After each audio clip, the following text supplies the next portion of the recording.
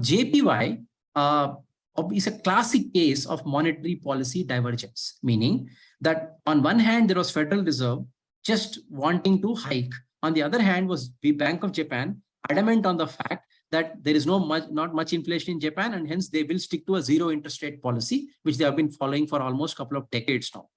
So because of this massive divergence in the monetary policy, the entire difference in the yields of US and the Japanese economy was absorbed by the currency pair, which is $JPY, and which led to a massive move from almost 112, 114 to 150, right? Now that the Federal Reserve is now cooling off in terms of its strategy, potentially, the $JPY has also reversed a bit.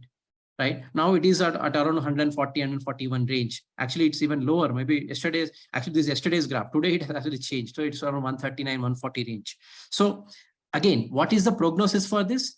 The dollar weakness wave, which is right now happening, could continue for a few more weeks until the next inflation data point or even the Fed meeting.